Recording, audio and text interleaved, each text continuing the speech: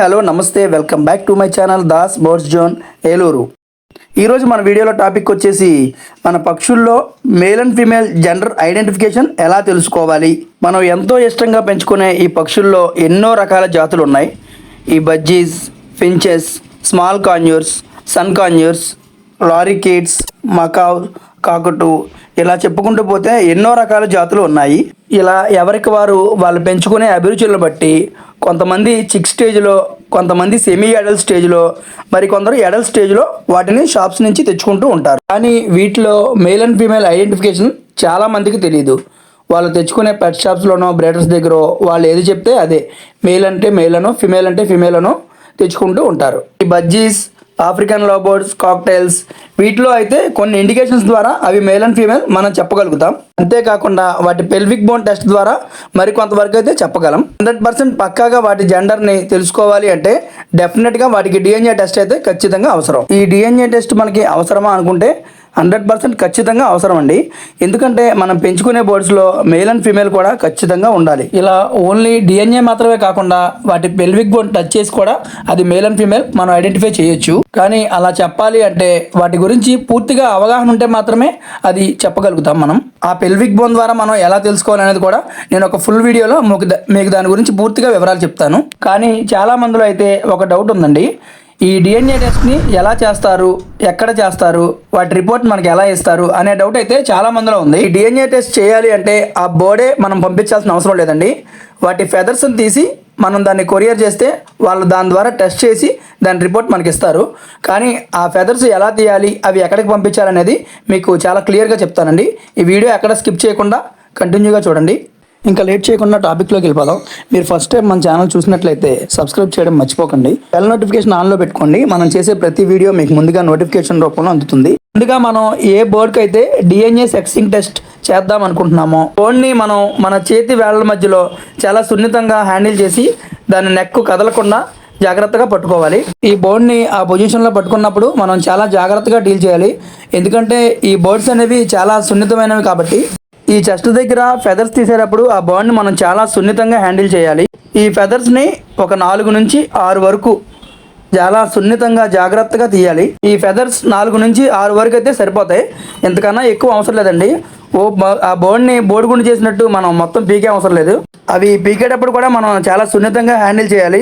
ఎందుకంటే దానికి కూడా పెయిన్ ఉంటుంది కాబట్టి అవి పీకేటప్పుడు టప్మన్ సౌండ్ రావడం అలాంటి ఏం చేయవసరం లేదండి. ఈ సౌండ్ రాకూడదు అనే పదాన్ని నేను ఎందుకు వాడానంటే అండి, ఒక వీడియోలో నేను చూశాను టప్మన్ సౌండ్ రావాలని. అలాంటి ఏం చేయకండి. ఈ బర్డ్స్ అనేవి చాలా సున్నితమైనవి కాబట్టి వాటిని మనం చాలా సున్నితంగా హ్యాండిల్ చేసి ఈ ఫెదర్స్ని స్లోగా తీయాలండి. అవి కూడా ఒక 4 నుంచి 6 వరకు అయితే సరిపోతాయండి. ఆ తీసే ఫెదర్స్ని చెస్ట్కి అటువైపు ఇటువైపు ఆ ఫెదర్స్లో స్టిప్ కూడా ఉండేలా తీయాలండి. అలా ఉంటేనే ఆ టెస్ట్ చేయడానికి చాలా ఈజీగా ఉంటుంది. 100% రిజల్ట్ కూడా వస్తుంది. ఆ తీసిన ఫెదర్స్ని వీలైనంత వరకు మనం టచ్ చేయడానికి తక్కువగా ఉండేలా చూడండి. ఆ ఫెదర్స్ని చాలా జాగ్రత్తగా ఒక ప్రెస్సింగ్ కవర్లో వేసుకొని మన దగ్గర బర్డ్కి కాలుకి రింగ్ ఉంటుంది కదండి, ఆ రింగ్ ఐడిని మనం ఒక పేపర్లో నోట్ చేసుకొని ఆ ఫెదర్స్ని మనం నోట్ చేసిన ఆ రింగ్ ఐడిని ఆ 2 కలిపి ఒక ప్రెస్సింగ్ కవర్లో జాగ్రత్తగా ప్యాక్ చేసుకొని, డెఫినెట్గా వాటికి రింగ్ ఐడి ఉండాలని ఏం కాదు, మీకు గుర్తుగా వాటి ఏదన్నా పేరు పెట్టుకున్నా పర్వాలేదు. మీ దగ్గర అంటే 1 or 2 బర్డ్స్ ఉంటాయి కాబట్టి ఓకే. బ్రీడర్స్ దగ్గర నెంబర్ ఆఫ్ బర్డ్స్ ఉంటాయి కాబట్టి వాటికి రింగు ఐడి ఖచ్చితంగా ఉంటుంది. ఇలా జాగ్రత్తగా ప్యాక్ చేసిన ఫెదర్స్ని మనం ఎక్కడికి పంపించాలి, ఎలా పంపించాలి అనేది ఇప్పుడు మీకు వివరంగా చెప్తానండి. మనకు ఈ డిఎన్ఏ టెస్టింగ్ సెంటర్ అనేది ఒకటి హైదరాబాద్లో, ఒకటి చెన్నైలో, ఒకటి కొచ్చిలో మనకు అందుబాటులో ఉన్నాయి. డిఎన్ఏ టెస్టింగ్ ఛార్జ్ వచ్చి ఒక్కో ల్యాబ్లో ఆ బర్డ్ని బట్టి ఒక్కోలా తీసుకుంటారు. ఈ టెస్టింగ్ శాంపిల్స్ని మనం పోస్టల్ సర్వీస్ ద్వారా స్పీడ్ పోస్ట్ కొరియర్ సర్వీస్లో పంపించవచ్చు. దాని ఛార్జ్ వచ్చి ఒక 40 రూపీస్ నుంచి 50 రూపీస్ మాత్రమే ఉంటుంది. ఈ డిఎన్ఏ టెస్ట్కి మాత్రం బర్డ్కి వచ్చి 130 రూపీస్ నుంచి 300, 400 అలా ఆ బర్డ్ని బట్టి ఉంటుంది. ఇప్పుడు మనం ఆ బర్డ్ నుంచి సేకరించిన ఫెదర్స్ని ఏ అడ్రస్కి ఎలా ప్యాక్ చేసి పంపాలి అనేది తెలుసుకుందాం. ఒక వైట్ పేపర్ తీసుకొని ఆ బర్డ్కి సంబంధించిన నేమ్ కానీ లేదా మీ పేరు కానీ, మీది ఒక ఫామ్ అయితే ఆ ఫామ్ పేరు కానీ, ఈ థర్డ్ది వచ్చి ఆ రింగ్ ఐడి, ఆ రింగ్ మీద ఒక నెంబర్ ఉంటుంది కదండి, అది చూసుకొని దాని ఐడి కూడా దాని మీద రాయాలి. నెక్స్ట్ వచ్చి స్పీషియస్ అంటే ఆ బర్డ్ ఏ జాతికి సంబంధించింది అనే పేరు రాయాలి. అది సన్ కాన్యూర్ అయితే సన్ కాన్యూర్, పైనాపిల్ కాన్యూర్ అయితే పైనాపిల్ కాన్యూర్, ఇలా లారీ కిట్, అలా ఎనీ బ్రీడ్, ఏ బ్రీడ్ అయితే ఆ బ్రీడ్ నేమ్ కూడా రాయాలి దాని మీద. ఇలా నీట్గా ఏ స్లిప్కి ఆ స్లిప్ రాసుకొని అది రింగ్ ఐడి కూడా మనం చక్కగా నోట్ చేసుకొని అవి తీసిన బ్రదర్స్ ఏ బోర్డువి అనేది మనం ఎగ్జాక్ట్గా కరెక్ట్గా ఏ ప్రెస్సింగ్ కవర్లో ఆ ప్రెస్సింగ్ కవర్లో పెట్టేసి నీట్గా అవి క్లోజ్ చేసేయాలి. నేనైతే ఈసారి 3 బోర్డ్స్ని టెస్ట్కి పంపిస్తున్నాను. ఆ 3 బోర్డ్స్ సన్కాంజూర్ బోర్డ్సే. వాటి రింగ్ ఐడిని నీట్గా చక్కగా నోట్ చేసుకొని వేటి ఫెదర్స్ వాటికి చక్కగా ప్రెస్సింగ్ కవర్లో పెట్టి క్లోజ్ చేసాను.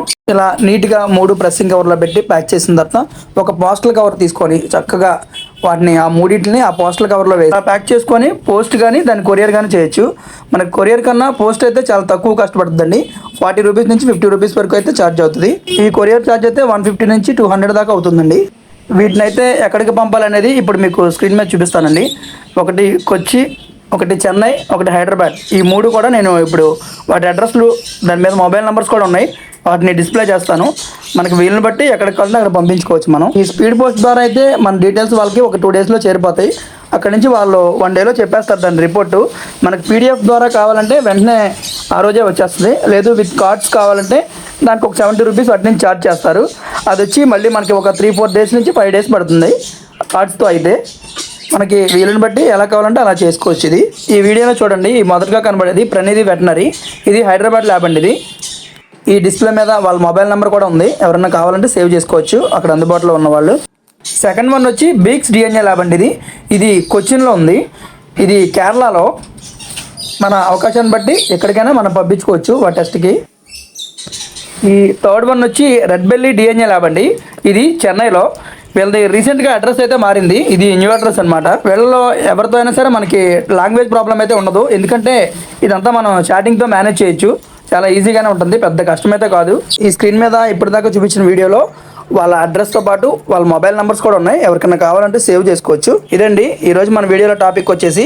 ఈ వీడియో నచ్చితే ఒక లైక్ చేసుకోండి. ఏదైనా మీకు డౌట్స్ ఉంటే కామెంట్ రూపంలో తెలియజేయండి. ఇలాంటి మంచి మంచి వీడియోస్ కోసం మన ఛానల్ అయితే ఫాలో అవ్వండి. Thank you. Bye bye.